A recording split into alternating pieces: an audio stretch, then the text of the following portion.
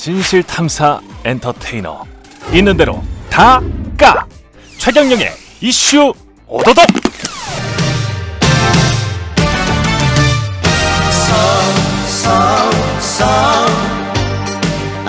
네, 안녕하십니까? 이슈 오도독, KBS 이슈 오도독, 저는 KBS 최경영 기자입니다. 재보궐선거 바로 이야기할게요. 이슈 오도독 지금 해야 될 이야기들은 뭐 재보궐선거밖에 없겠죠. 좌측 우측으로부터 김민아 시사평론가 나와 있고요. 안녕하십니까? 안녕하십니까? 늘 보던 얼굴이라 민동기 기자 나와 있고요. 안녕하십니까? 그다음에 윤희웅 오피니언 라이브 센터장 나오셨습니다. 안녕하십니까? 안녕하십니까? 오세훈 후보가 일단 국민의힘 후보가 됐단 말이죠. 예상은 하셨어요, 다들? 오세훈과 안철수 중에서 나는 진짜 가슴에 손을 얹고 오세훈 이길 거라고 생각했다. 들어보십시오. 그 시점이 중요하죠. 언제 그 생각을 했어요? 아니 그래 그 전에 단일화 발표 전에 그 한 이틀 3일 전에는 이제 예측할 수가 있었는데 그 훨씬 전에는 사실 뭐 오세훈 후보가 될 거라고 처음부터 예상하지 않았죠. 왜냐하면 이제 출마 선언이나 이런 것도 그게 조건부 출마 선언인지 조건부 불출마 선언인지 사실 이제 애매한 이런 선언을 했고 또 중간에 뭐 부의 논란 이런 거 있지 않았습니까? 부의는 뭐 VIP다 이런 것도 있고 제가 이제 여기저기 뭐 제가 평론가라고 다니면서 이제 뭐 듣는 얘기도 있고 그러니까 국민의힘에 몸을 담고 있는 분들도 사실 그때까지는 오세훈으로는 지금은 안 될 것 같다 이 생각을 많이 했던 것 같아요. 그리고 그때까지는이라는 게 불과 한 달 전이잖아요. 그렇죠. 당내 경선에서도 나경원이 유력하다 이렇게들 다들 이제 점쳤잖아요. 그런데 이제 중간에 이렇게 경선 후보로 확정되고 나서 이제 여론조사 상승세를 타는 걸 보고 이게 이 안철수 후보의 강점이 이제 상쇄되는 국면으로 들어갔다 이렇게 좀 판단을 해서 안철수 이 국민의당 대표의 강점이라는 것은 국민의힘 후보로는 못 이길 거기 때문에 발생하는 이 어드밴티지가 사실은 강점이지 않았습니까? 근데 오세훈 후보가 상승세를 타면서 이게 상쇄됐기 때문에 그러면 이제 오세훈 후보가 가능성이 있겠다 이렇게 생각을 했고 결국 뭐 그 많은 사람들이 대략 예측을 했을 겁니다. 그 시점에서는. 결국은 이제 나경원을 이기면서부터 사람들이 그러면 중도층 확장이 될 수 있는 오세훈도 가능성이 있지 않나? 이렇게 생각했던 거군요. 근데 그때만 하더라도 오세훈 후보가 야권 단일 후보로 뭐 되겠다 이 생각까지는 못했을 거예요. 왜냐하면 일단 상승 추세를 타긴 했는데 어찌됐든 그때까지만 하더라도 여론조사를 보면은 안철수 후보가 만만치 않았었거든요. 근데 제 생각에는 실기를 한 것 같아요. 안철수 후보 입장에서. 조금 더 빨리 여론조사를 했어야 되나요? 좀 많이 양보를 뭐 본인이 하면서까지 그렇게 했다면은 이것도 하나의 가정이기 때문에 뭐 지금 상황에서는 좀 그렇죠. 지난 일이긴 합니다만 실기를 하면서 이제 오세훈 후보가 이제 조직력, 그다음에 국민의힘 지지율, LH 파문 등이 계속 이제 이런 환경적인 요인이 터지면서 그래서 이제 좀 힘을 발휘한 게 아닌가. 아까 최경영 기자가 오세훈 후보 예상을 했냐? 전날에 기자들 사이에서 흔히 말하는 찌라시에서요. 이게 쫙 돌았거든요. 그렇죠. 오세훈 후보가 조금 앞선다. 이런 얘기를 듣고 보통 그런 거는 또 이 정확률이 좀 있는 편입니다. 그렇죠. 그래서 저는 오세훈 후보가 좀 앞서는 거구나. 저는 이렇게 생각을 했었죠. 윤세태 회장님 어떻게 해요? 찌라시는 아마도 이제 작전주, 에서 나왔을 가능성이 높아 보여요. 그렇죠. 실제로 이제 보니까 제가 주식하는 친구들도 있는데 이걸 이길 거냐고 며칠 전부터 물어보더라고요. 그래서 이제 주식하는 분들이 오세훈 테마주, 안철수 테마주가 있다라고 하면서 이제 실제 영향을 주기 때문에 그래서 저는 이제 하여튼 그런 측면도 있었다고 볼 수 있는데 우리가 이제 오세훈 후보의 이제 의회 선전 및 이제 뭐 선출, 야권 단일화 후보로 당선된 것 정해진 것에 대해서 간과하는 것은 뭐냐 하면 제가 봤을 때는 이제 LH 사건도 있습니다. 윤석열 전 총장의 영향이 상당히 컸다는 것을 좀 지적하고 싶어요. 왜냐하면 사실 윤석열 전 총장이 검찰총장직을 사퇴할 때 하기 전까지 안철수와 오세훈의 격차라고 하는 것은 뭐 10%포인트가량 격차가 나고 있었던 상황이에요.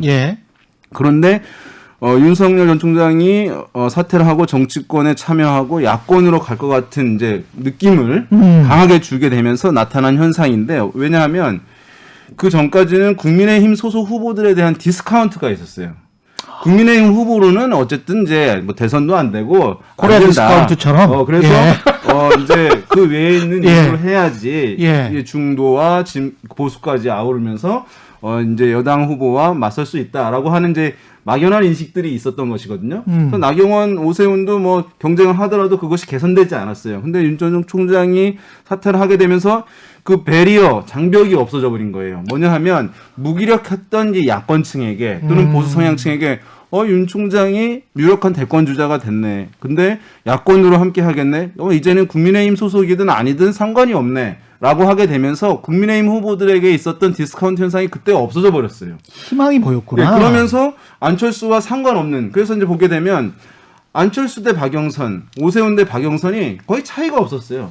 근데 누가 돼도 상관없다고 하는 인식이 범야권층에게 상당히 높게 어필이 되고 자극이 되게 되면서 누가 돼도 상관이 없다면 예. 기왕이면 뭐 그런 다운치마. 상황에서는 이제 실제로 이제 뭐 조직력이라든가 이제 이런 것들이 영향을 준 거지고 협상력이라든가 이런 부분 디테일한 부분은 이제 이후에 영향을 주었을 텐데 근본적으로 안철수와의 그 큰 갭을 개선하는 데는 제가 봤을 때는 그 효과가 이제 많이 얘기는 안 하는데 예. 상당히 이제 영향을 주지 않았나 생각됩니다.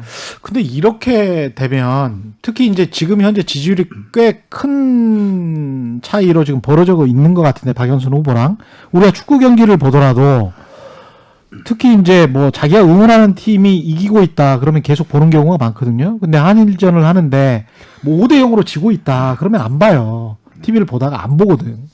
그러니까 투표를 하는 경우도 너무 질 것 같아 그러면 경기 관람을 안 하는 것처럼 투표장에 안 나갈 가능성이 높단 말입니다. 박빙이면 계속 끝까지 보지. 그리고 투표장에 나가지. 근데 이게 그래서 한쪽은 지금 으쌰으쌰하는 분위기가 분명히 있는 것 같고 처음으로 이길 것 같아.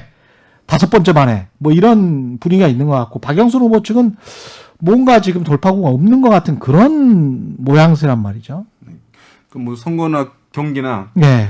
결과에 불확실성이 있어야 예. 대중의 관심, 유권자의 관심이 있는 것이지. 그렇죠. 결과가 확실할 것 같으면은 지금까지 보게 되면 이제 이 범야권에 있었던 여러 가지 단계적 단일화가 있었잖아요. 예. 뭐 토너먼트라고도 하고 이제 얘기하는데 그때 보면 관심 거의 다 이제 잘 못 받은 거예요. 여권도 그렇습니다만은 왜냐면 결과가 너무 뻔하니까. 그런데 이제 안철수, 오세훈의 단일화는 상당히 관심이 높았던 거죠. 왜냐면 결과가 불확실성이 있었기 때문에 그런 상황인데 지금의 만약에 말씀하신 대로 이 조사 결과를 받아들이는 사람들이 이제 다양한 인식으로 받아들이겠습니다만은 이것이 격차가 너무 현저하다. 게임이 끝난 거 아니야라고 하는 분들은 뭐 이기는 쪽에 있는 분들에게도 또는 이제 지고 있는 쪽에 지지하는 분들에게도 어떤 관심도라든가 투표 참여의 열이라든가 적극성이라든가 이런 것들을 제약할 가능성은 있는 것이기 때문에 예. 뭐 그럼에도 불구하고 조사를 보게 되면 오히려 이제 야권 성향층, 보수 성향층의 투표 의지가 상당히 높아요. 예. 조사에서 결과를 보면 우리가 이제 이른바 적극 투표층, 이번 선거에 반드시 투표 참여하겠다라고 하는 분들, 그분들은 이제 투표 참여할 가능성이 상대적으로 더 높은 분들인데 거기서 격차가 좀 더 나는 경우들이 있어요. 예. 그것은 뭐냐 하면 보수 성향층에 계신 분들이 투표 의지가 좀 더 높은 거예요. 과거에도 사실 이런 현상은 있긴 있었는데 왜냐하면 보수 성향층에 계신 분들은 고령층에 계신 분들 많이 있거든요. 이분들은 비가 오나 눈이 오나 보궐선거에서 휴일이든 아니든 상관없거든요. 예. 항상 의지가 충만하신 분들이에요. 예. 그러니까 근데 야권층들은 탄력도가 있거든요. 그렇죠. 젊은 층들이다 보니까 예. 그런 부분은 아마 제가 봤을 때 이제 여권에서는 이 지금 약간 투표 의지가 좀 상대적으로 낮은 것을 얼마나 끌어올릴 수 있느냐 남은 기간 그것이 뭐 매우 중요한 관건이 될 수밖에 없을 것 같습니다. 여기서 이제 최경영 기자가 별로 탐탁치 않은 예. 샤이 진보라는 얘기가 샤이 진보. 예. 민주당 쪽에서 나올 수밖에 없는 게요. 예. 지금 그런 상황이라고 민주당에서는 판단을 하고 있는 거죠. 예. 그러니까 뭘 해도 지금 안 되는 상황이고 지지율 격차는 더 벌어지고 그러다 예. 보니까 이 지지층을 향해서 잘 흡수를 하고 설득을 하게 되면은 지금은 여론조사라든가 이런 게 잘 응답을 하지 않지만은 결국에는 핵심 지지층들은 민주당에 불만이 많더라도 예. 투표 당일날 투표장에 나올 것이다. 이제 이런 기대를 하고 있는 것 같아요. 그래서 이제 샤이 진보라는 얘기를 많이 하는데 한 가지 좀 간과하는 건 있는 것 같아요. 그러니까 지금 지지층 민주당의 전통적인 지지자들 사이에서도 좀 빠지고 있거든요. 지지율이. 이게 왜 빠지는 거냐? 우리 뭐 경향신문이라든가 지금 언론들에서 보도를 하고 있는 거 보면은 주로 전통적으로 여성들이라든가 예. 30대, 40대 이런 층들에서 빠지고 있다는 거거든요. 근데 이 사람들이 사회진보를 하고만 치부할 수 있을 것인가? 그건 또 아닌 것 같다. 이런 생각이 하나 들고요. 예. 그래서 이제 민주당이 또 다른 축으로 때리고 있는 게 오세훈 후보가 상당히 좀 중도 쪽에 많이 어필을 하고 있다라고 생각을 하는 것 같아요. 그러니까 지금 민주당이 굉장히 집중하고 있는 게 오세훈 후보는 중도 아니다. 옛날에 정광훈 목사가 집회하는 데서 거기서 나온 발언 봐라. 예. 저 사람 중도가 아니다라고 그렇게 외곽을 때리는 방향으로 가고 있는 게 아닌가. 예. 그 전략이 뭐 유효타가 될지는 잘 모르겠습니다. 김연아 평론은 어떻게 생각하세요? 그러니까 이게 뭐 여론조사와 이제 실제 투표한 것의 격차 이런 거를 들어서 이제 지금 민주당은 뭐 이른바 샤이진보 얘기를 하는 건데, 근데 그게 뭐 이게 샤이진보라는 게 저는 뭐 그 개념의 무슨 뭐 이런 정당성 이런 걸 떠나서 지금 상황을 표현하는 거에 적절한 틀인가는 좀 의문이에요. 왜냐하면 이게 샤이진보라기보다는 원래 민주당을 지지했어야 될 사람들이 지금 의견 표명을 안 하고 있는 상황을 얘기를 하는 거거든요. 그 의견 표명을 왜 안 하느냐? 첫 번째로 이제 뭐 실질적인 내 피부에 와닿는 문제가 지금 있죠. 부동산 문제라는. 예. 지금 이사를 해야 됐거나 또는 뭐 애 학교를 보내기 위해서 뭔가 이렇게 부동산 문제를 해결했어야 됐던 건데 해결 못한 사람들이 있지 않습니까? 예. 그런 사람들의 어떤 마음이라든가 이런 게 영향을 미치고 있는데 여기에 이제 LH 투기 이런 게 이제 얹히다 보니까 그렇죠. 지금 이제 민주당 지지층이 떠나는 국면이 이제 된 거죠. 근데 민주당 지지층이 떠난다고 해서 그러면 오세훈 후보에게 투표를 할 거냐? 그럴 가능성은 많지 않은 것 같고 뭐 예. 일부 그런 뭐 사례가 없지는 않겠지만 그렇기 때문에 일단 떠난 사람들의 마음을 되돌리는 게 이제 필요한 거죠. 그러다 보니까 지금 이제 민주당이 하는 캠페인 중에는 이 민주당이 싫을 수는 있지만 그렇다고 국민의힘 찍어도 되겠느냐라는 취지의 캠페인을 지금 해가지고 이제 그것도 여러 가지로 얘기가 나오고 있는 거 아니겠습니까? 예. 이게 첫 번째가 있고 그 다음에 두 번째로 이게 방금 말씀하신 이제 샤이진보 이런 거 말고 오세훈 후보가 지금 어쨌든 중도로 인식되고 있다 이렇게 말씀하셨는데 다시 얘기하면 국민의힘에 붙어있던 그 비호감 꼬리표가 없어진 상황이에요 지금. 이 정권 심판론이 굉장히 좀 고조돼 있기 때문에 예. 이 정권 심판론이 국민의힘의 비호감을 없앴으니까 이걸 다시 되살려야 됩니다. 더불어민주당이. 그러려면은 가장 지금 뭘 열심히 그래서 하고 있는 거냐면 오세훈은 이명박이다. 이걸 굉장히 열심히 하고 있는 거잖아요. 아. 그래서 예를 들면 내곡동 땅 투기 의혹 이런 거에 대해서 내곡동 땅의 셀프 보상이냐 아니냐는 지금 쟁점으로 첨예하게 안 갑니다. 예. 지금 쟁점이 첨예한 건 뭐냐면 왜 그걸 해명하면서 거짓말을 했느냐요. 아. 박영선 후보가 뭐라고 했느냐면 거짓말은 이명박이다 이렇게 얘기합니다.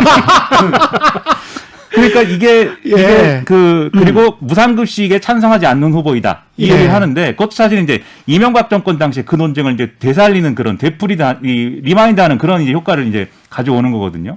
그래서 그 전략으로 이제 중도층 중에 예. 오세훈 후보에게 지금 호감을 가진 층을 다시 이제 떼놓는 거죠. 그래서 저쪽으로 갈 표는 이제 투표장에 못 가게 하고 우리를 찍었어야 되는 사람들은 투표장에 다 데리고 온다. 이 전략인데 이 전략이 먹히면 아마 마지막에 가서는 박빙승부가 될 것이고 이 전략이 안 먹히면 이제 뭐 원사이드로 질 건데 그 사례가 사실은 역대 선거 결과를 보면 둘 다 있는 것 같아요. 예를 들면 오세훈 강금실 승부의 경우에는 이제 그게 잘 안 됐던 선거인 것 같고 그래서 예. 오세훈이 큰 차를 이겼고 예. 그다음에 이제 오세훈 한명숙 승부는 사실 그 전략이 왠진 모르지만 일부 이제 먹히는 부분이 있어서 여론조사보다 굉장히 적은 표차로 뭐 이렇게 진 그런 선거 아니겠습니까? 예. 그래서 둘 중에 물론 이제 둘 다 이제 져서 좀 기분이 그렇긴 한데 예. 둘 중에 그래도 어떤 모델로 갈 거냐의 문제를 어떻게 풀 거냐 뭐 이런 고민을 하겠죠. 제가 그 샤이 얘기 나왔으니까는 어쨌든 한 말씀 드릴게요. 예. 어쨌든 지금 격차는 저도 이제 줄어들 것이라고 보긴 하는데 이것을 말씀하신 대로 샤이 진보층 때문에 그렇다라고 얘기하는 것은 예. 사실 좀 이제 좀 조심스러워할 필요가 있다고 보여요. 왜냐하면 이 샤이라고 우리가 샤이 얘기를 어느 때인가부터 대한민국에서 많이 얘기해요. 샤이 보수. 샤이 트럼프 얘기가 나와가지고 예. 샤이 보수가 있다. 이제 탄핵 때 이후에 예. 보게 되면 최근에 또 샤이 진보까지 나왔는데 이 샤이는 정말 이거 샤이 현상, 자기 의견을 당당하게 드러내는 것이 제약되는 사람들. 예. 근데 샤이층이라고 얘기할 수 있는데 예. 이제 결과로서 샤이 나타난 것이거든요. 결과로서. 그러니까 그것이 액면 그대로 다 숨기고 있는 것은 아니고 일정 부분은 결과로서 사회 현상이 나타난 거예요. 그러면 예. 사회 현상은 결과로서의 현상으로 볼 것이냐, 아니면 결과랑은 무관하게 지금 나오고 있는 모든 여론조사 지표들을 부정할 수 있는 근거로 사용할 것이냐에 대해서 논점이 있을 텐데, 논쟁이 있을 텐데, 그러네요. 이것을 그렇게 이제 일정 부분은 결과로서 봐야지. 정치라는 것이 메커니즘이 정상적으로 작동해요. 왜냐하면은 어느 뭐 보수 정권이다 또는 진보 정권이다 그래서 평가가 나빠요. 그럼 이렇게 얘기합니다. 우리 지지층들이 지금 샤이 현상 보이기 때문에 나오고 있는 우리 지지율이라든가 이런 것들은 정확한 사실이 아닙니다. 라고 얘기를 해버리게 되면 예.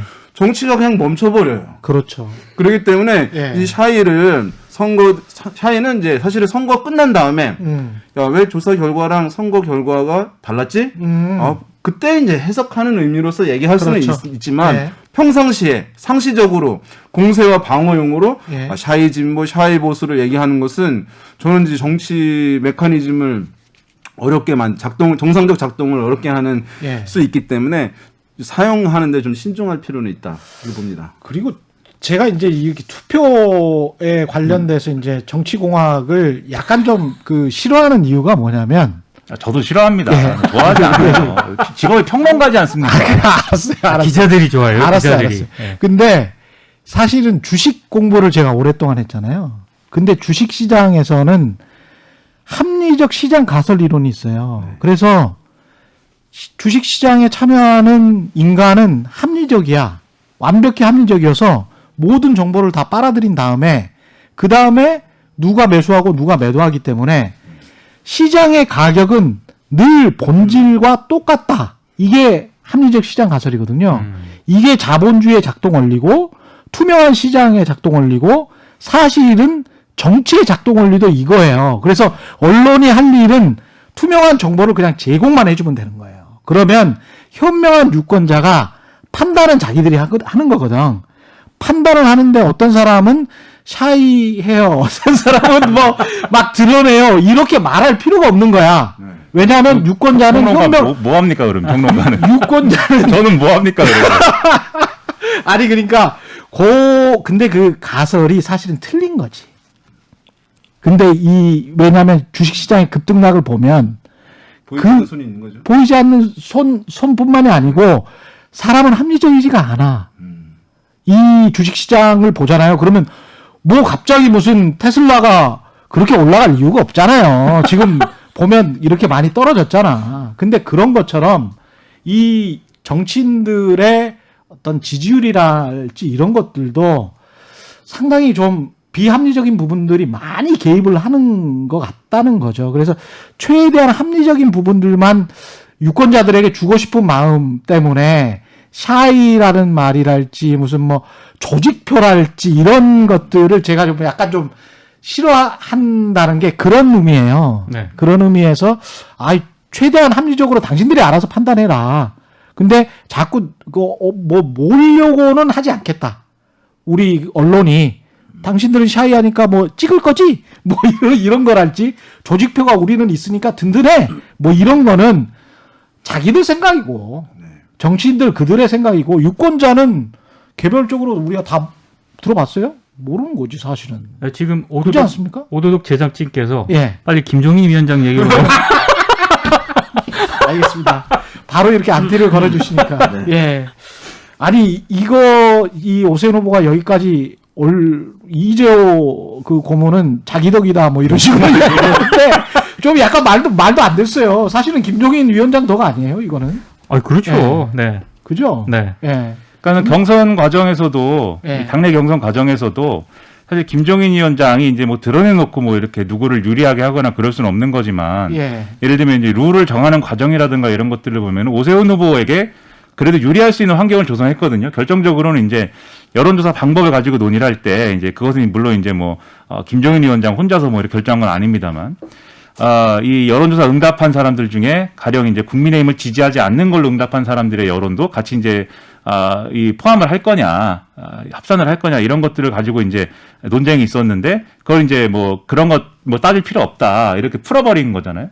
이렇게 결과적으로 오세훈 후보한테 득이 된 것 같고 그리고 또 이제 나경원 후보의 당시에 이제 나경원 후보의 경우에는 이렇게 만약에 나경원 후보로 선출됐을 경우에는 결국 이게 본인의 캐릭터와는 또 관계없이 당내 세력 균형이나 이런 것, 나경원 후보를 누가 지지하느냐 이런 것들도 다 포함해서 봤을 때는 김종인식 개혁이라는 어떤 그 자신의 어떤 브랜드를 가지고 이 선거를 이제 예를 들면은 이겼다 졌다를 말하기가 어려운 국면이다 이렇게 네. 판단을 했던 것 같고 결국은 김종인 위원장으로서는 오세훈 후보가 본선에 가서 이제 안철수 후보와 단일화를 이뤄서 오세훈 후보로 가는 게 가장 좋은 그림이었고 그걸 이제 관철시킨 거다 이렇게 볼 수가 있는 거죠. 근데 김종인 위원장은 사실 우리가 관심을 갖는 게 이번 선거 결과뿐만이 아니고 그 이후잖아요.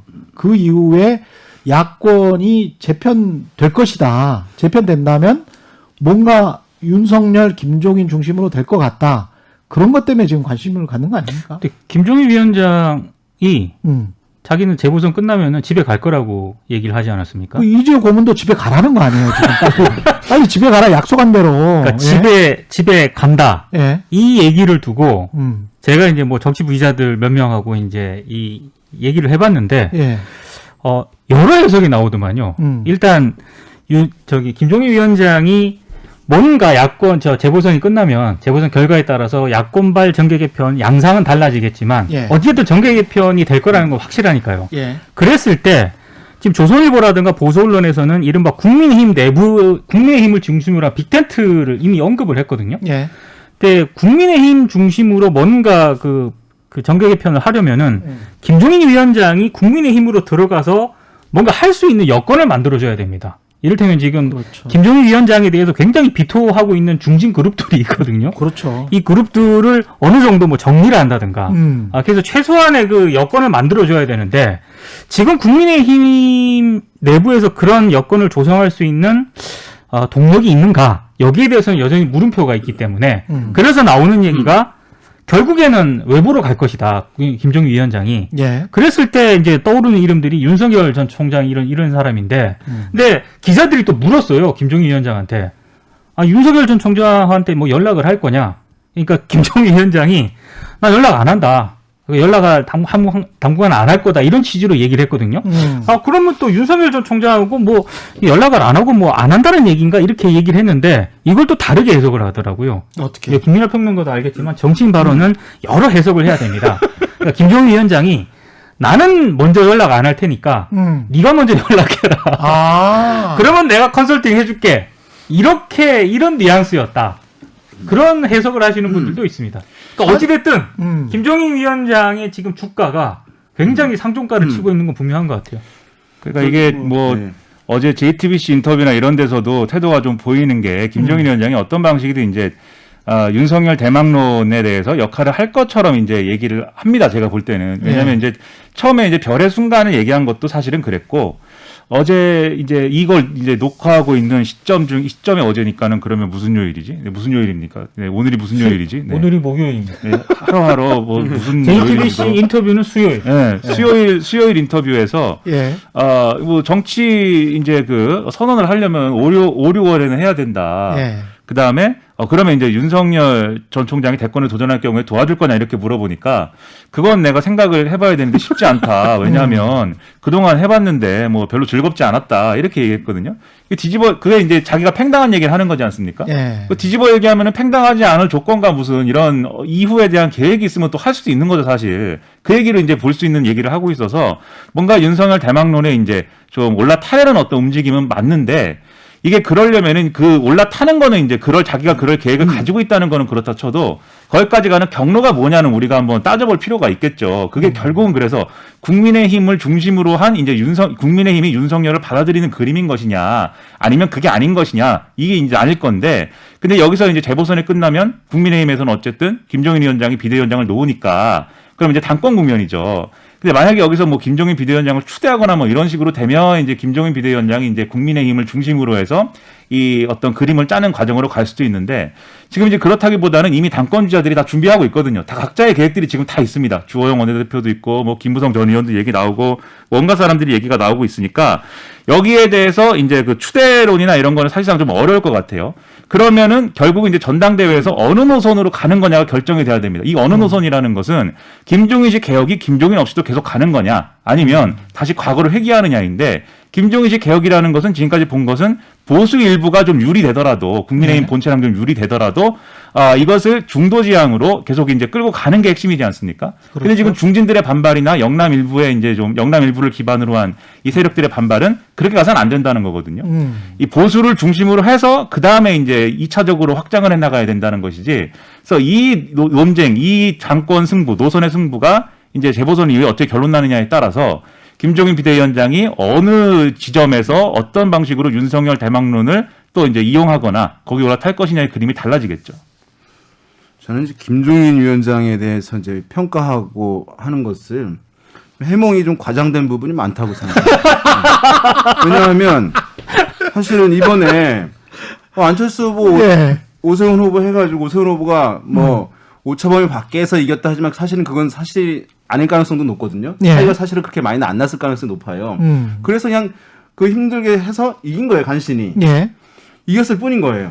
그거를 이제 다 김종인 위원장이 했다. 여러 가지 사실은 그 안에서 보면은 오히려 안 좋은 모습들을 보였고, 지난번에 과거에 또는 역대 대통령들을 만들 때 이기는 쪽에 가서 잠깐 우연성도 겹쳤던 것이고 그런 부분인데 이것을 냄새를 잘 맡는 왜냐하면 정말로 이렇게 해서 대중이 평가한다 하면은 이분이 대중성을 획득해서 대중 정치인의 위상을 획득해야 돼요. 본인이.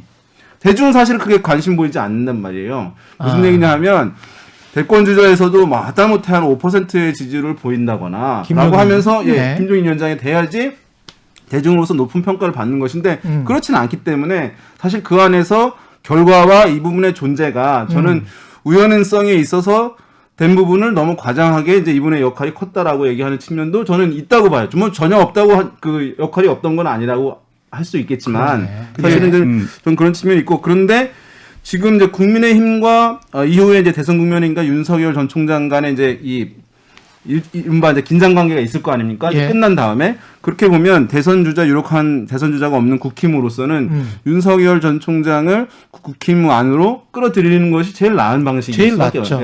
그런 면에서 이제 김종인 위원장이 뭔가 역할을 해주기를 바라기 때문에 김종인 위원장이 본인이 이제 집에 간다라고 하는 건 본인이 몸값을 올리기 위해서 하는 발언인 거죠. 제가 봤을 때는.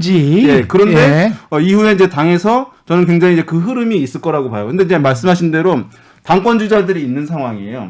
있는 상황이기 때문에 또 김종인 위원장을 싫어하는 분들도 있는 것이기 때문에 또 룰대로 가자라고 이제 주호영 원내대표가 이제 일단 비상대책위원장 대리를 하게 돼요. 직무대행을 이제 하게 된 다음에 전당대회로 가는 건데 그 주호영 원내대표의 결정이 상당히 중요할 텐데 그 압박이 이제 엄청 심하겠죠. 초선들이나 이런 이제 층들 같은 경우에는 김종인 위원장을 다시 데려와자. 뭐 당대표를 추대하든 뭐든. 그리고 다른 이제 당권 주자들 같은 경우는 그냥 가자. 우리끼리. 주호영 원내대표는 TK죠.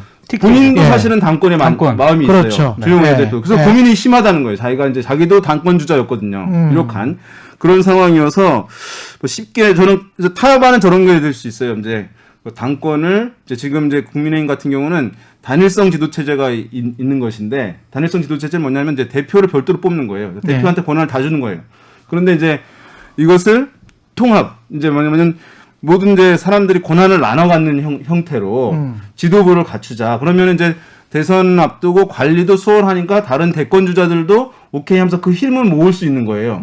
그래서 이제 그렇게 대표한테 모든 권한을 주지 않고 쭉 나눠 갖자라고 하는 흐름을 당권 주자들과 대권 주자들이 결합해서 김종인 위원장을 견제하는 흐름이 있을 수 있고 그런 당권이라든가 이런 데 관심 없는 초재선 의원들 중심으로 김종인 위원장을 다시 데려오자라고 하는 것이 지난번에도 이런 게 있었거든요. 다시 한번 재현될 가능성은 이제 있다. 근데 윤석열 입장에서는 김종인이 없는 국민의힘에 지금 현재로도 들어가기가 굉장히 좀 껄끄러운데 김종인이 없는 상황에서 국민의힘에 쑥 들어간다? 이건 말이 되나? 이 모든 얘기가 오세훈 후보가 일단 재보궐선거에서 이긴다는 걸 전제로 얘기가 되고 있거든요. 근데 저는 김종인 위원장이 과거에 이제 했던 전철을 봤을 때 결국 그 문제 같아요. 그러니까 더불어민주당으로 김종인 위원장이 들어갔을 때도 중진들을 쳐냈거든요. 마음에 안 드는 의원들 안 주고. 이번에도 만약에 이제 국민의힘의 김종인 위원장이 뭐 초선을 중심으로 추대 형식이 됐든 만약에 들어갈 수 있는 환경이 된다면은 결국에는 TK 의원들 중에 굉장히 극우적 색채가 강한 몇 사람들을 쳐낼 겁니다. 그러니까 지금 그냥 저희 내피셜이에요. 시나리오.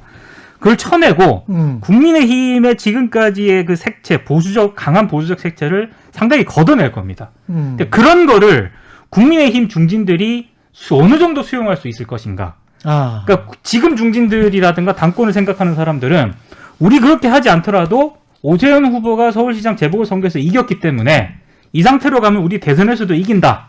라고 판단을 해서 만약에 거부를 한다면은 뭐 그 자체로 가는 거고, 만약에 이제 그 어떤 중진들을 중심으로 TK라든가 이런 보수 색채를 강하게 걷어내는데 국민의힘 내부에서 중지가 모아진다면은 예. 그때는 이제 뭐 김종인 위원장이 됐든 아니면 윤석열 총장이 됐든 심지어 금태섭 전 의원까지 흔히 말하는 외곽에 있는 사람들이 국민의힘 내부로 들어올 수 있는 여지가 그만큼 넓어지는 거거든요.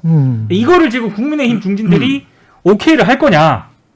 제가 봤을 때는 가능성이 현재로서 좀 낮지 않나 이렇게 생각을 합니다. 그게 윤 센터장님이 이제 김종인 이제 역할론에 대해서 과대포장돼 있다 이렇게 말씀하셨는데 그게 이제 맞죠. 예를 들면 김종인 비대위원장이 엄청난 뭐 이런 현자여서 이 모든 거를 다 계획해가지고 뭐 이렇게 했느냐 이제 그건 아닌 그 거죠. 부분을 말씀드린 겁니다. 네.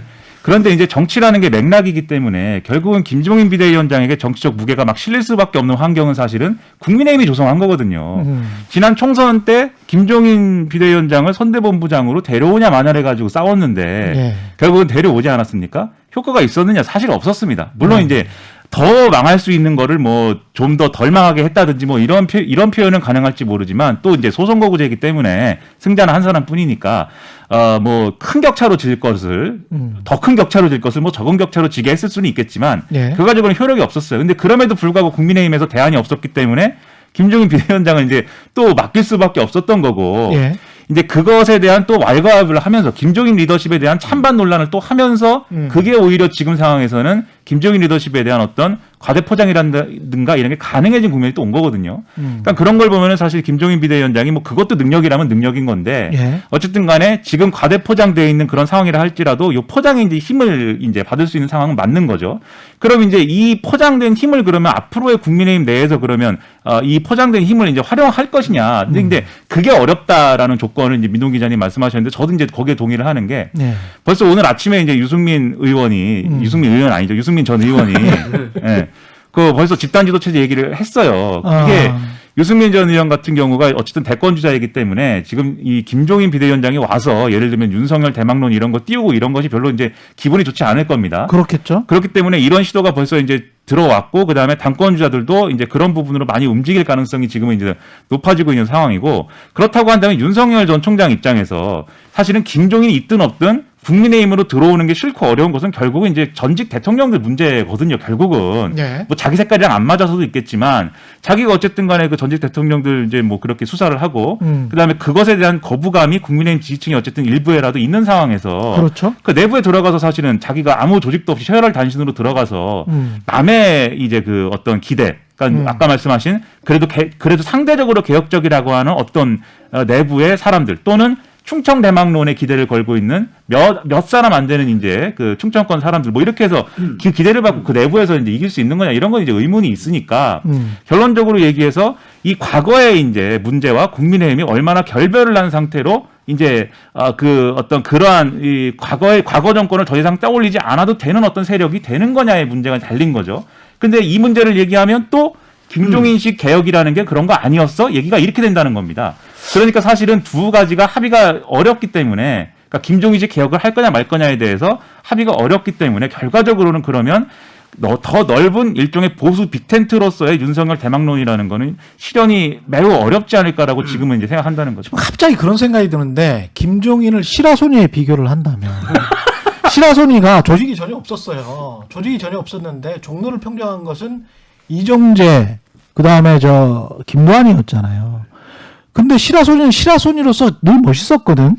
혼자 다녀야 멋있어. 근데 이회창 한나라당 후보 같은 경우는 외부에서 들어왔는데 계보를 만들었단 말이에요.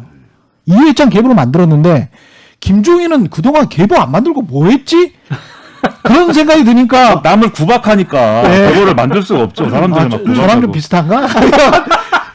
그래서 시라소니인 건가? 그러면 시라소니면 아주 선거에는 불리하겠는데 이런 생각이 갑자기 드네요. 예. 뭐 일부 이제 김종인 위원장과 이제 측근들이 있어요. 측근들이 있긴 한데 실질적으로 이제 그것을 개파라고 한다고 한다면 실제 현실 정치에서 영향력을 발휘해야 되는 것인데 그러지는 않고 그냥 친소관계일 뿐이기 때문에 말씀하신 대로 어떤 그룹을 만들지는 이제 못했고 그런 면에서 제가 이제 말씀드리는 것은 대중도 사실 그 김종인 위원장 개인에 대해서는 반응을 보이는 건 아니거든요. 대중은. 현실 정치 안에서는 이제 인정을 하지만 그런 면에서 대중 정치인으로서의 가능성은 저는 이제 높지 않다고 보는데 어쨌든 지금 선거에서 중요한 건 윤석열 전 총장이 좋아하지 않는 시나리오로 갈 수도 있는 거예요. 뭐냐면 만약에 오세훈 후보가 당선이 됐다. 저는 그것이 윤석열 전 총장한테는 굉장히 안 좋은 시나리오, 싫어하는 시나리오라고 봐요. 왜냐하면 오세훈 후보가 당선이 됐다 만약에 그러면 자체 경쟁력을 키우려고 할 거란 말이에요. 그 힘이 생기는 거예요. 국민의힘이. 그렇게 되면 만약 김종인 위원장이라고 하는 브릿지도 없는 상황 없다고 한다면 윤석열 전 총장 같은 경우는 상당히 이제 어떤 행로를 찾아가는데 쉽지는 않은 상황이 될 수도 있는 것이기 때문에 만약에 윤석열 전 총장은 이번 선거에서 이제 서울시장 선거 등에서 국민의힘이 지는 것을 내심 바라고 있을 가능성이 있어요. 왜냐하면 그랬을 때 쉽게 접수를 할 수 있는 거예요. 야권 전체를. 그래서 이제 야권 개편에 있는데서 본인 중심으로 이루어질 가능성이 매우 높아지는 것이거든요. 그렇게 이제 지금 상황이 약간 좀 그런 마음으로 바라보지 않을까. 그러니까 이게 딴 마음이라는 거예요. 그러니까 그 국민의힘 원로들은 이 생각을 가지고 있다. 그래서 국민의힘을 TK 중심의 국민의힘을 박살내고 그리고 서울 중심의 진짜 중도 보수로 만들겠다. 그런 생각을 가지고 있기 때문에 자신들의 생명의 위협을 느끼는 것 같은 그런 지금 반응을 하고 있는 거 아닙니까? 예.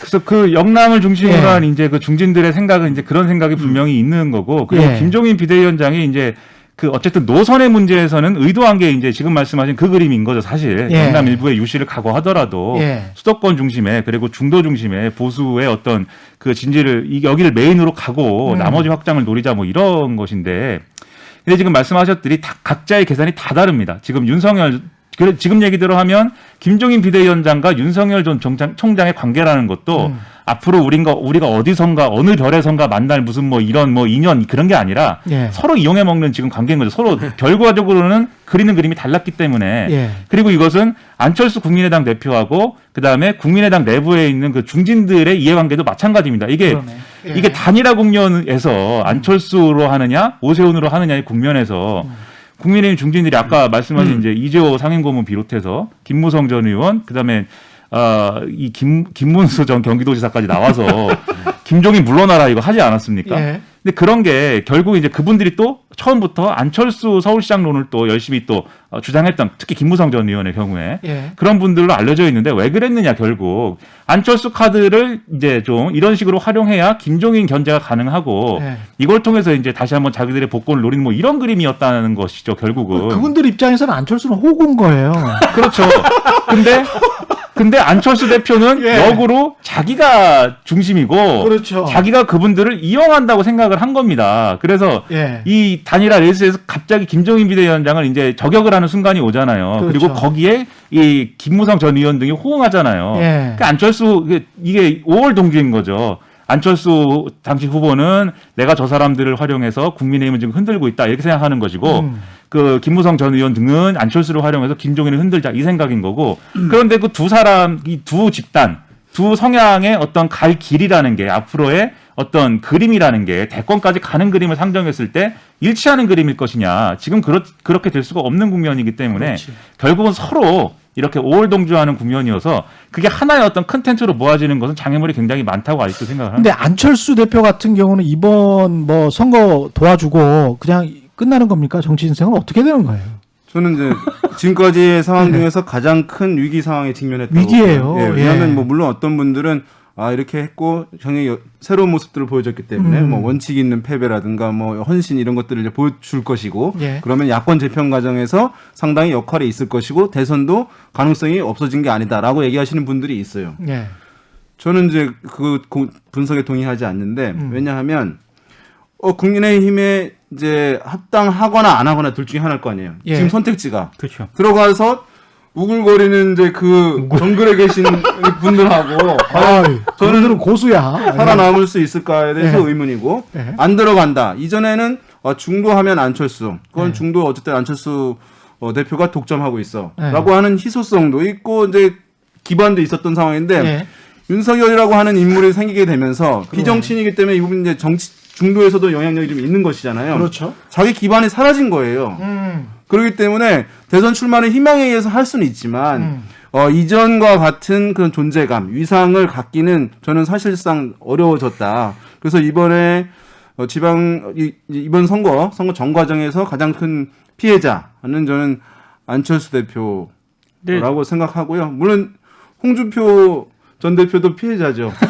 왜냐하면 김종인 위원장이 사실 여기서 아웃됐어야 되는데 그것도 복당이 되는 건데 그렇죠. 저희가 김종인 위원장이 만약에 당에 영향력이 남아 있으면 복당은 유용해지고 그럼 대권도 사실은 도전 자체도 어려워질 수도 있는 상황이기 때문에 홍 전 대표 입장에서는 김종인 위원장이 가서 나가서 삼지대를 만들고 본인이 복당하고 본인이 대선에 나오는 게 가장 좋은 시나리오인 거죠. 홍준표 전 의원, 아니, 홍준표 의원의 입장에서 가장 좋은 시나리오 뭐 그것도 있지만 대선 후보가 최대한 많이 나오는 게 좋은 시나리오입니다. 그렇죠. 여럿이 나와가지고 이 여럿이 경쟁하게 되면 예를 들면 뭐 사자구도 뭐 이렇게 되면 거기서 이제 또 나름대로의 사자필승론 이런 걸 생각하면서 사자필승론은 서로 이야기해 지금. 그렇죠. 네, 그런 거죠. 서로 4명만 나와라 그러면 내가 무조건 이긴다. 뭐 이거 그렇죠. 많다 보니까 자기가 이긴다고 생각을 하는 거죠. 그리고 이제 홍준표 의원의 지지층의 특성이 이게 우리가 사실 항상 이제 홍준표 의원이 계속 이제 어쨌든 인파이터고 뭐 그렇습니까? 아웃복싱을 주로 하지만 아무튼 이렇게 좀 싸움꾼이고 그다음에 좀 이렇게 좀 말이나 이런 것들이 이제 뭐 좋게 말하면 화끈하고 나쁘게 말하면 극단적이니까 이렇게 좀 희화화해서 얘기하긴 하지만 여론조사 해보면 어쨌든 이 야당이라고 하는 대권 주자들 중에서는 윤석열 제외하고는 가장 높은 지지율이 그래도 나오잖아요. 그런 걸 볼 때는 어쨌든 이게 뭐 한마디로 얘기하면 고정 팬들이 있는 거죠. 근데 그 고정 팬들 이상의 이제 확장력을 기대할 수 있는 거냐? 전혀 그런 건 아니지 않습니까? 그게 끝인 거 아니냐 이런 건데 그러면 사실은 이제 여러 명이 나와서 경쟁을 한다고 하면 대선에서 그러면 이제 역시 그것도 고정 팬이 많은 사람이 유리한 것이다. 이 계산을 할 수가 있어서 홍준표 의원이 그래서 페이스북에 자꾸 써요. 이 기대된다. 여당에서 이재명이 쫓겨나느냐 안 쫓겨나느냐는 상당히 기대된다. 왜냐하면 그래야 이제 본인이 얘기하는 이런 사회분노나 이런 게 가능할 테니까. 그래서 얘기하는 건데. 근데 이제 다시 이제 뭐 안철수 대표 얘기로 돌아오면 어쨌든 간에 지금 상당히 어려운 국면이 된 거는 이제 맞습니다. 근데 그럼에도 불구하고 정치인은 이 세상 떠날 때까지 아무튼 기회를 노리는 거 아니겠습니까? 완전히 뭐 은퇴해버리지 않는 이상은 은퇴를 해도 사실은 뭐 돌아오기도 하니까. 그렇죠. 그러면 이제 미래를 어쨌든 간에 기약하려면 이번 선거에서 최대한 하여튼 오세훈 당선에 열심히 한다 이런 모습을 보여줘야 돼요. 이번에 또 이제 좀 맹물같이 하면 이미 예를 들면 2012년 대선처럼 철수 정치다 또 이렇게 나오면 그거에 진짜로 이제 기약이 없는 거거든요. 그래서 아마 빨간 넥타이하고 의원총회 가서 이렇게 포옹하는 모습도 보이고 한 것일 텐데 그런 그림을 만들어 놓고 이제 그 이유를 모색하고 대선에서 어떤 역할을 할 것이냐 이걸 이제 봐야 되는데 그 다음에는 주황색 잠바 입고 이렇게 왔다 갔다 그러면 안 되는 거죠. 이 빨간색에 그다음에 그 밑에 이제 제가 좋아하는 게임기 있어요. 닌텐도 스위치라고.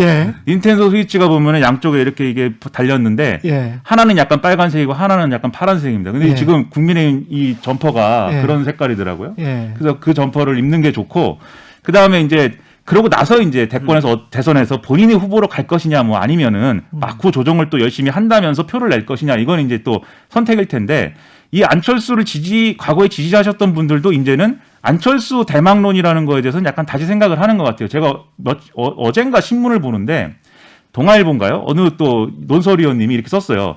내가 과거에 안철수 지지했다. 안철수 뽑았다. 근데 지금은 안철수는 이렇게 본인이 주인공이 아니고 지금은 사카모토 료마가 돼야 된다. 누구야 그게? 그게 일본 사람인데 이게 또 일본에 대해서 그 일본이 과거에 뭐 무슨 뭡니까 메이지 유신 뭐 이런 거 하지 않습니까? 근데 그때 일본 사람들이라는 분들도 이게 자기들끼리 나라가 막 나눠져 가지고 그랬죠. 번별로 이제 경쟁을 하고 있었잖아요. 근데 제일 중앙에 막부랑 사이가 안 좋은 사람들 중에는 뭐 저 구석에 있는 지금의 큐슈에 있는 사스마번이라는 사람들하고 그다음에 이제 동쪽에 있는 아베 신조의 그 지역적 기반이라고 하는 조슈변이라고 하는 사람들이 있는데 이 두 사람들이 힘을 합쳐야 하여튼 막부를 엎을 수가 있는데 힘을 안 합친다 둘이 싸운다. 그래서 걔네랑 별로 상관이 없는 토사번 사람인 사카모토 료마가 별 이유 없이 사실은 뭐 막부 체제가 싫어서 가서 그들을 화해시키고 뭐 이렇게 뭐 훌륭한 사람이 됐다. 근데 사카모토 료마가 뭐 대권을 잡은 적은 없거든요. 근데 훌륭한 사람으로 남지 않았느냐. 그런 역할을 해라. 이런 어려운 글을 썼어요. 어떤 분이. 그걸 보면서 안철수 지지층도 어느 정도는 이제 포기 국면에 이제 들어섰구나. 이런 생각을 하게 됐는데 어쨌든 그런 역할을 할 것이냐. 그건 이제 왜냐하면 안철수 대표도 나이가 뭐 그렇게 고령은 아니니까. 그렇죠. 그 다음에 뭐 역할이 있을지 모르겠지만 뭐 역할이 뭐 뭔가 있을 수가 있겠죠. 근데 이제 그 결심을 할 수 있을 거냐는 또 개인의 캐릭터에 달렸는데 그 JTBC 인터뷰에서 김종인 비대위원장이 그래서 그랬습니다. 그짓이라고 표현을 했는데 정리하면 이런 얘기예요. 안철수 대표로 그러면 다음 대선에서 안철수 대표가 당선 가능성이 있느냐? 없다. 없는데 지금 얘기하는 거 보면은 또 나올 것처럼 얘기하지 않느냐. 그럼 또 나와서 지금 서울시장에서 했던 것처럼 무슨 단일화든지 뭐든지 이런 거를 하려고 할 텐데 그게 가능하겠냐. 예. 이렇게 받아치고 있거든요. 그러니까 사실 본인의 의지에 달렸지만 객관적으로 볼 때는 이제 가능성이 많이 없어졌다 이렇게 봐야 근데 되는 그 거죠. 과정에서요, 지금 야권 단일화 후보가 선출되는 과정에서 안철수 대표가 본인의 포지션을 스스로 망가뜨렸어요. 그러니까 제3지대 대표주자로서 자리매김을 끝까지 하고자 했다면은 예. 막판에 와서 뭐 합당 이런 얘기도 하면 안 됐고요. 그렇죠. 더더군다나 예. 마지막에 그거 유튜브 채널에 출연을 했습니다. 그렇죠. 그래서 뭐 예. 개표와 관련해서도 막 이상한 음모론 그렇습니다. 거기에 동조하는 듯한 태도를 보였거든요. 예. 그러니까 그런 행보 자체가 이미 본인이 추구해왔던 제3지대의 어떤 그 삼지대가 아닌 것 같아요. 아니에요. 그렇게 되면. 그러니까 가치로서의 어떤 지향점 이런 것도 완전히 무너졌기 때문에 심지어 이제 김종인 위원장 입장에서는 저렇게까지 얘기를 하는 상황이거든요. 그리고 네. 심지어 국민의힘으로 입당을 안 한다 하더라도 안철수 대표가 지금 제3지대에서 구심력을 발휘할 수 있느냐? 없습니다. 이미 윤석열 전 총장이라는 그렇지. 악마가 있기 때문에 안철수 대표 입장에서는 본인의 스탠스를 찾기가 굉장히 어려운 상황인 거죠. 시간이 많이 지났는데 민주당 이야기가 이렇게 안 나오는 정치 토크쇼도 없을 것 같아요. 그만큼 민주당이 문제가 있는 것 같은데 민주당은 지금 대체 뭐가 문제입니까? 왜 이렇게 지지율이 떨어지고 있고 왜 이렇게 힘들어하고 있는 거죠? 물론 이제 우리가 예. 잊고 있는 것이 있는데 이것이 대통령 임기 사실상 마지막 해에 치러지는 선거라는 점이거든요. 예. 다른 정권 보게 되면 이제 대통령 임기 중반부터 치러지게 되면 야당은 선거에서 프리미엄을 얻게 되는 거예요. 왜냐하면 우리가 여러분 보시겠지만 이제 야당에서 얘기하는 프레임인 정권 심판론 얘기하잖아요. 중간에는 이제 초반 중간에 정권 견제론을 얘기하다 막판에 정권 심판론을 얘기하는 것인데 그럼 여당에서는 안정적 국정 운영을 위해서 우리 이제 국정 안정론을 얘기하는 것이거든요. 그런데 국정 안정론을 얘기하는 것은 여당 지지층만 그 호응을 해요. 그렇죠. 예. 근데 정권 심판론이나 정권 견제론에서 호응하는 분들은 어떤 분들이냐면 제1야당을 좋아하지 않더라도 지지하는 것과 상관없어요. 지지하는 분들은 당연히 거기에 호응하고 그렇죠. 과거에 여당을 지지했거나 아니면 중도 성향에 계신 분들이라 하더라도 여러 가지 정부 정책 결정이 계속 이루어지잖아요. 그러면서 이제 약간 거기서 배제되는 분들 같은 경우는 실망을 느낄 수밖에 없는 것이거든요. 이런 분들은 정부에 대해서 내가 실망한 게 있으니까 이번에 야당을 지지하는 건 아니지만 그 정권 심판 견제가 필요하니까 선거 국면에서만 야당이라고 하는 회초리를 드는 거예요. 예. 그러니까 사실은 대통령의 임기 중후반에 실시되는 선거에서는 야당이 항상 실제 정당 지지율을 훨씬 뛰어넘는 측면에서의 지지를 얻게 되는 것이고 여당은 매우 수세에 처해야 하는 선거가 될 수밖에 없는 게 원래 기본적인 것인데 더불어민주당 같은 경우는 문재인 대통령 상당히 이제 호응이 좋았고 이제 대중적 지지가 높았고 한 상황이 오랫동안 온 거예요.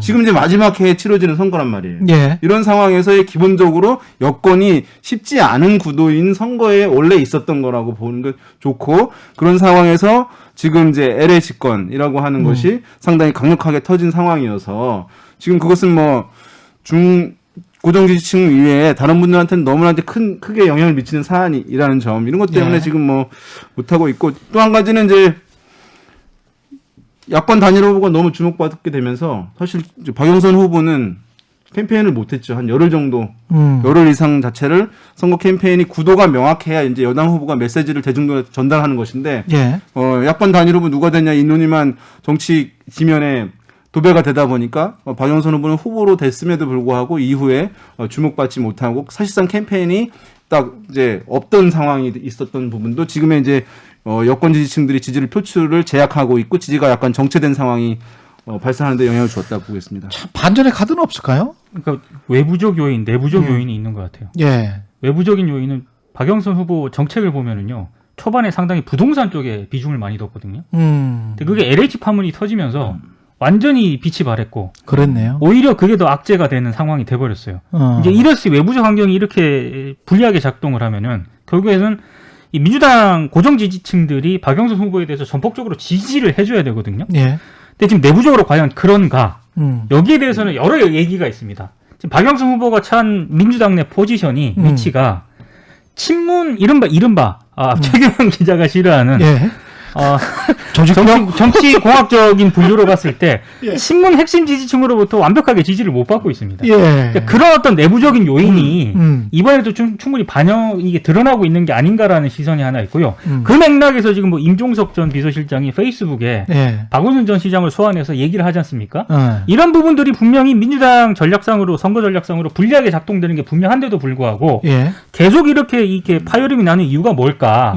왜 그래요? 결국에는 박영선이라는 어떤 그런 후보에 대해서 전통적인 민주당 내에서도 그렇고 민주당 핵심 지지층들이 여전히 좀 불안하고 일부 부정적인 시선으로 보고 있는 게 아닌가.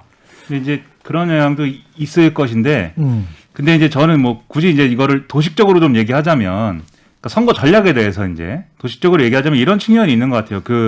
어쨌든 박영선 후보 측은 오세훈 후보를 계속 이제 과거이다라고 얘기를 합니다. 그게 이명박이든 뭐 태극기 부대든 무상급식 얘기든 뭐 과거에 이제 서울시장이든, 왜냐하면 어쨌든 오세훈 후보는 경험론 이런 거를 이제 제시하니까 내가 이제 그래도 거의 그 전에는 전무후무한 재선 서울시장이고 뭐 5년밖에 안 했지만 그렇죠. 사퇴를 했지만 그 당장 내일부터 당선 다음 날부터 이제 어쨌든 시장이 될 수 있다라는 경험론을 들고 나오니까 나 당신은 과거다라고 얘기를 하고 거기에 플러스 아까 말씀드린 이제 비호감 요소를 살리기 위한 이명박이다 이걸 이제 하는데, 오세훈 후보는 거기에 대해서 현재를 얘기하고 있어요. 그 현재는 뭐냐면 지금 현재 이 정권의 여러 가지 실정, 그분들 말이죠. 여러 가지 실정 때문에 사람들이 얼마나 힘드냐. 이 정권을 견제하지 않고 이 선거에서 견제한다라는 이런 표를 내지 않고 어떻게 우리가 이걸 바로잡을 수 있겠느냐 이 메시지로 가는데, 그럼 이제 한 사람은 상대를 과거의 얘기를 하고 한 사람은 이제 현재 얘기를 하지 않습니까? 그럼 남은 건 이제 미래에 대한 얘기를 누가 어떻게 할 거냐의 문제가 남아요. 근데 미래에 대한 얘기라는 것은 오세훈 후보 측은 야당이기 때문에 상대적으로 쉽습니다. 정권을 교체하자고 하면 돼요.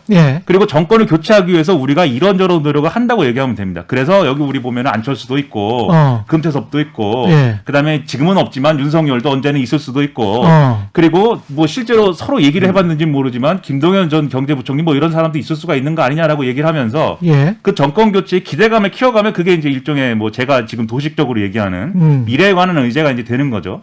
그럼 이제 박영선 후보 측의 그런 미래에 관한 의제가 뭐가 있을 수 있느냐. 그냥 또 도식으로 얘기하면 두 가지가 있을 수가 있어요. 하나는 자체적인 어떤 얘기가 있을 수가 있고, 두 번째는 뭔가를 계승한다고 하는 얘기가 있을 수가 있는데 이 계승이라는 게 예를 들면 문재인 정권의 정책을 계승한다든지 아니면 전임 박원순 시장의 정책을 계승한다든지 이런 것을 가지고 가야 앞으로도 그런 사회입니다. 그런 서울입니다. 이렇게 얘기를 해야 되는 것인데 이게 결국은 박원순 시장의 어쨌든 그런 안 좋은 일로 인해서 비극으로 인해서 시작이 된 그런 박원순 시장의 성추행 문제로 시작이 된 이 선거이기 때문에 일단 계승 뭐 이런 얘기를 하긴 좀 어려워진 측면이 있죠. 근데 선거 초반에는 박영선 후보가 뭐 그런 생각이었는지 모르지만 어쨌든 자기 고유의 어떤 미래 의제를 나름대로 제시했습니다. 그게 결국은 이제 뭐 21분 뭐 컴팩트 도시, 그다음에 뭐 수직 정원, KS 디지털 화폐, 그다음에 뭐 있습니까? 그 특수 주사기. 근데 이게 잘 보면은 카테고리를 나눠보면 그 민노 기자님 말씀하신 대로 개발 및 부동산, 그 다음에 코로나19예요. 코로나19로 인해서 뭐 피해를 입은 소상공인이라든지 또는 코로나19 대응을 방역의 관점에서 이렇게 잘하고 있다든지 이런 얘기인데, 이게 그러면 효력이 있었어야 되는데 부동산과 개발 문제는 LH 문제로 타격을 입어서 이거 이제 효력 없어졌고, 그 다음에 지금 말씀드린 코로나19 문제는 백신에 대한 여러 가지 이른바 이제 가짜뉴스 내지는 근거 없는 불안감이 증폭되면서 효과가 반감됐고, 거기다가 거리두기가 오래되면서 소상공인들의 고통 이런 게 너무 심하다. 이런 얘기 너무 많이 나오니까 사실 이것도 그다지 내세울 게 없는 얘기가 지금 되고 있는 그런 수순이 된 거죠. 그럼 남은 게 없지 않습니까? 그래서 이제 박영선 후보 입장에서는 상당히 어려움이 있는 거고, 그 얘기를 이제 사실은 원래 계획대로 하면 차기 대권 주자들까지 나와서 이 선거를 미래적인 선거를 만들어갔어야 되는데 그 역할을 했어야 되는 게 사실은 이낙연 전 대표죠. 그렇죠. 근데 지지율이 또 떨어지지 않았습니까? 지금 사실은 스포트라이트 못 받고 있잖아요. 원래는 이제 이 선거에 이낙연 대권주자로서 이낙연의 운명이 갈린다. 이제 이렇게 얘기를 했는데 예. 그럴 것인가? 약간 이제 의문시가 되고 이재명 경기도지사가 역할을 해야 될 필요도 있어서 이제 어제 만나기도 하고 그랬는데 경기도지사기 때문에 할 수 있는 역할이라는 건 제한이 있거든요. 그렇죠. 선거법 다 위반이지 뭐. 그렇죠. 예. 그러다 보니까 이게 미래적인 의제를 찾을 수가 없는 국면이 됐습니다. 그래서 결국은 임종석 전 비서실장 같은 사람들이 본인의 욕심도 있겠습니다만 뭐 본인이 여기서 뭔가 과거에 그래도 내가 박원순 전 시장한테 그래도 빚도 지고 정치적 빚도 있고 한데 정무 부시장이었죠. 네. 예. 그런 것도 있는데 뭐 그것에 의리도 있고 했겠지만 결국은 계승론을 어느 정도 얘기하지 않으면 이게 앞으로의 얘기를 하기가 어렵다라는 측면에서 박원순 전 시장의 뭐 공과 가가 있지만 공을 얘기하고 싶다 아마 이 얘기인 건데 근데 오히려 제가 볼 때는 그것이 가져오는 오히려 역풍이라든가 부정적인 효과가 훨씬 클 거거든요. 그래서 결론적으로 얘기하면은 그런 측면에서 어려운 선거다라는 게 분명해 보인다는 겁니다. 이번 선거가 4월 7일이잖아요. 예. 그런데 보궐선거임에도 불구하고 사전투표가 이제 적용되기 때문에 2일, 3일에 치러지면 이제 2일이 다음 주 금요일입니다. 예. 그러면 이제 사실상 일주일 남은 거예요. 그러네요. 예. 예. 투표가 시작되고 제가 봤을 때 이번에는 사전투표 때 투표율이 본 선거일의 투표율보다 더 많을 가능성이 있어요. 그러니까 사실은 이제 투표가 이제 시작되는 것이니까 일주일 남은 상황인데 지금 상황에서 제가 봤을 때 여권 지지층의 적극성이 상당히 떨어져 있는 상황이에요. 예. 그래서 이제 여러 가지를 찾고 있는 것인데 이제 여당 후보가 그런데 그걸 잘 찾지 못하고 있는 것 같고 그래서 그것을 여권 지지층들이 관심 보이고 내가 여당 후보를 지지하면서 투표장에 나오게 하는 것, 투표 의지를 높이는 것 그것을 이제 마지막 찾은 것이 뭐냐 하면 말씀하신 대로 오세훈 후보 등에게 이른바 이제 MB맨이다, MB 아바타다라고 하면서 범여권층 또 진보 성향층에게 아직까지 남아 있는 이명박, 박근혜 전 대통령들에 대한 이제 반감들 예. 이것을 환기시킴으로써 여권 지지층에게 투표 의지를 제고시키는 것 이것이 이제 가장 크게 여권 지지층을 폭넓게 자극하는 요인이다라고 아마 판단을 한 것으로 보이고 그것에 지금 집중하고 있는 것이고 제가 봤을 때도 그것이 가장 현재로서는 다른 뭐 정책보다도 효과적인 것 아니겠는가 그나마 이렇게 보입니다. 부산 같은 경우 있지 않습니까? 오히려 서울보다 더 박빙일 수도 있을 것 같아요. 지금 양상을 보면 네. 특히 이제 박형준 후보의 갖가지 이제 의혹들이 있는데 제가 이렇게 보다 보니까 어떤 생각이 드냐면 박형준 후보가 된다고 하더라도 되면 국민의힘에 오히려 특히 대선 가도에 있어서 굉장히 큰 부담이 될 수도 있겠다. 왜냐하면 국수본이 경찰이 지금 수사를 한다고 했고 그렇죠. 그리고 이거를 멈출 수가 없는 사건이에요. LCD 사건 같은 경우는. 그리고 국수본은 처음에 이제 설치해서 뭔가 성과를 한 번도 보여준 적이 없잖아요. 그러니까 이거라도 검찰이 옛날에 덮었던 것 같은데 라는 의혹이 있기 때문에 자기들이 뭔가를 해서 뭘 보여주겠다라고 해서 줄줄줄 만약에 나온다면 그 상황 자체가 이상하잖아요. 17층, 8층에 아들, 딸이 분양을 받았단 말이야. 그것도 비동 로얄층이에요. 이상한 거지. 이상해. 그 계약금 뭐 500만 원, 700만 원 이렇게 해서 그 정도 프리미엄 받고 이렇게 받았고 조형물은 또 얼마를 주고 아들 해줬다. 이게 보통 우리 기자들이 생각할 때는 그럼 뭐 바터 아니야? 이렇게 생각할 수도 있는 거예요. 그러니까 뭔가 좋은 층을 주고 그리고 조형물 납품은 싸게 해주거나 아니면은 뭐 공사대금을 지금 못 받았다고 하는데 뭐 아직도 못 받았다는 거는 뭐 깎아주고 뭐 이런 식의 의혹도 나올 수가 있고 여러 가지 의혹이 나올 수가 있기 때문에 오히려 박형준 후보가 되는 것에 관해서 국민의힘이 부담을 느낄 가능성도 있다. 그런 생각이 저는. 박형준 후보는 예. 일단 지금 이런 악재들이 예.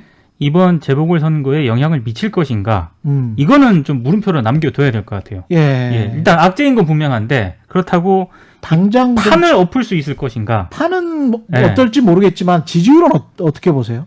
저는 상당 부분 줄어들 것이라고 봅니다. 지금 예. 이제 여권에서 한 일주일 정도 전부터 집중적인 공사가 있었고 언론들도 많이 있는 상황이어서 이제 이번 주말 거치면은 상당히 이제 어쨌든 부산 시민들의 유권자들의 그 사안에 대한 인지 수준이 굉장히 이제 고조되고 충분해질 것으로 보여서 실제 주말 지나고 나오는 조사들에서는 저는 이제 한 자릿수까지 좁혀질 가능성이 상당히 높다고 보고 다만 이제 말씀하신 대로 그것을 뒤엎느냐 여부. 근데 그것은 이제 브릿지가 필요한 부분이 있다고 보여요. 뭐냐면 그분들이 이제 정권 심판하고 싶은 마음도 있으면서 또 박형준 후보의 이런 개인비가 너무 많으니까 찍기가 좀 애매한 부분이 있잖아요.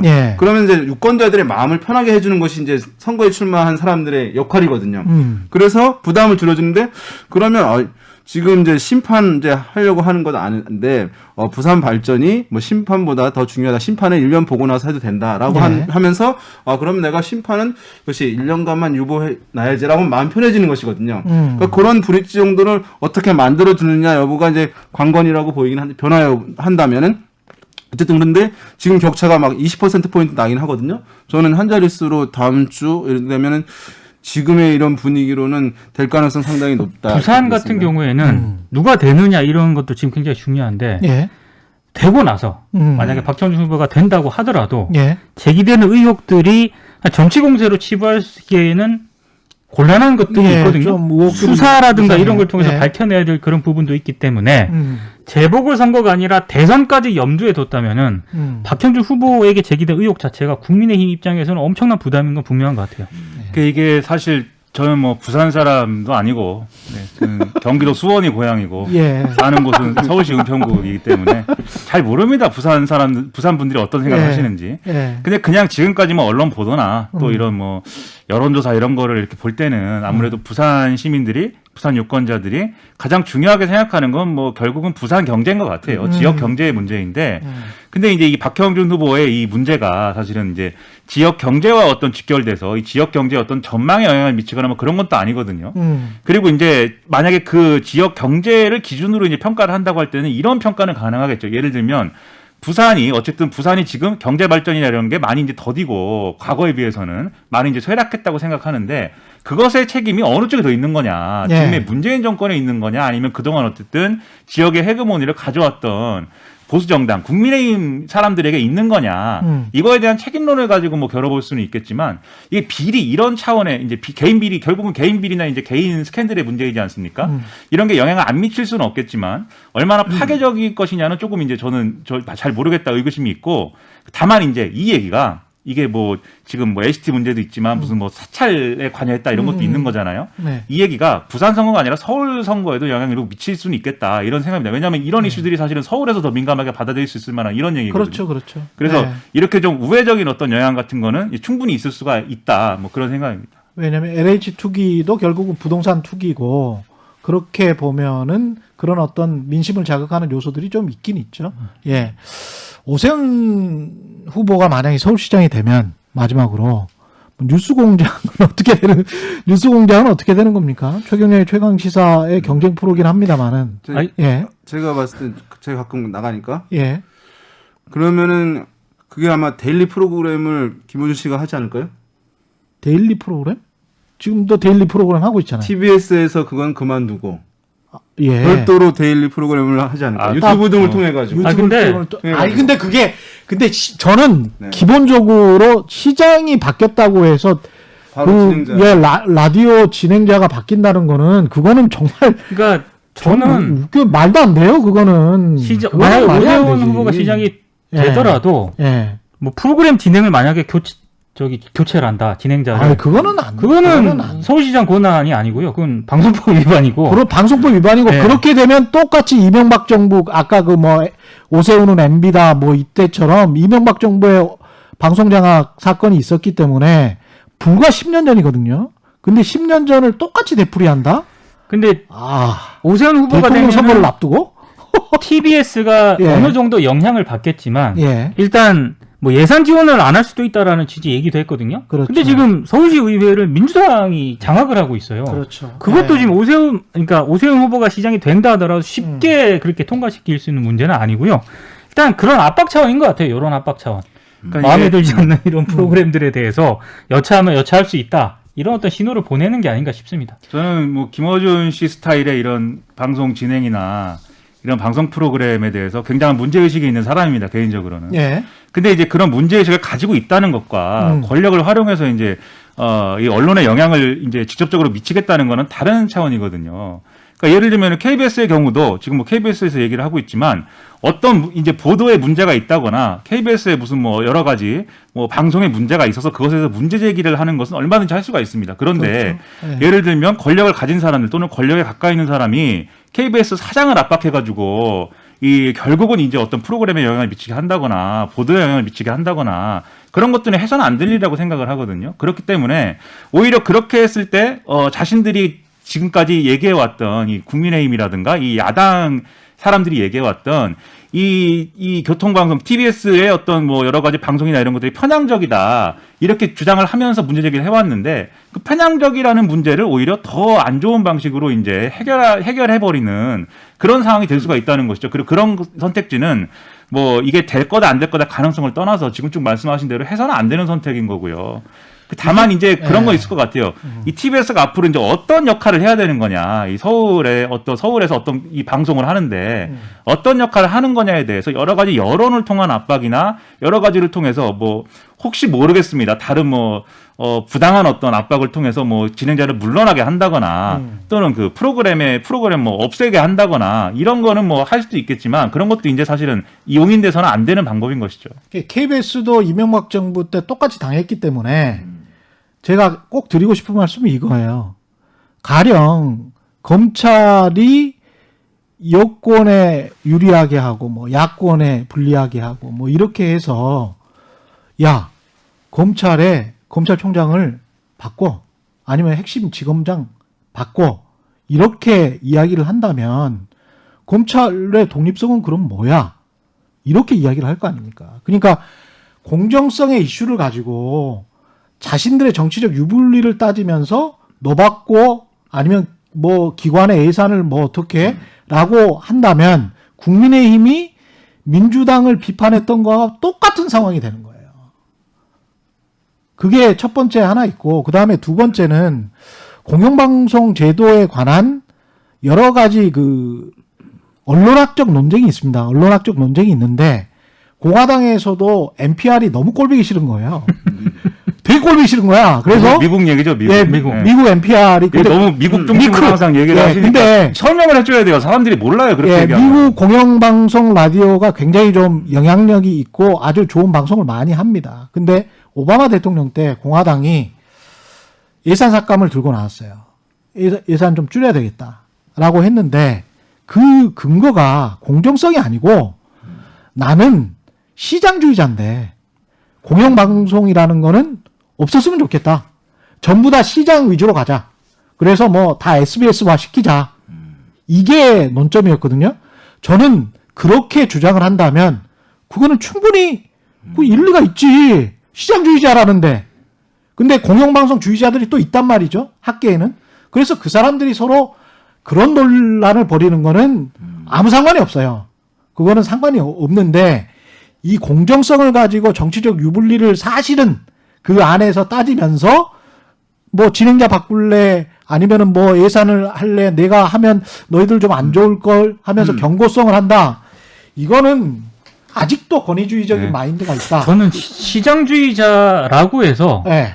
그런 얘기를 하는 것도 문제라고 봅니다. 왜냐하면 속내는 이게 꼴보기 싫어서 폐지하고 싶은데 아니 그러니까 논리라도 좀 세련되게 하자는 거야. 우리가 논리라도. 근데 논리를 그런 식으로 공정성을 가지고 말하면 그거는 아주 야만적이고 폭력적이면서 권위주의적인 그 냄새가 너무 풀풀 풍기기 때문에 방송 장악이나 언론 문제 이런 거는 사실 여기 계신 분들이 다 뭐 전문가들 아니겠습니까? 네. 최경영 기자님도 과거에 뭐 문자도 보내고 그랬는데 그런 일도 있고 그다음에 민동기 기자님도 이제 언론 전문 매체에 있고 그랬고 저도 사실은 그런 인터넷 매체에 있었는데 그래서 그거 뭐 다음에 한번 주제를 잡아서 심도 있는 토론을 한번 해보죠. 좋습니다. 최경영의 이슈 오더독 지금까지 윤희웅 오피니언 라이브 센터장 그리고 김민아 평론가 민동기 기자와 함께했습니다. 고맙습니다. 고맙습니다. 단단한 껍질에 쌓여있는 이슈를 들고 다음 시간에 돌아오겠습니다. 최경영의 이슈 오더독 여기까지였습니다. 고맙습니다.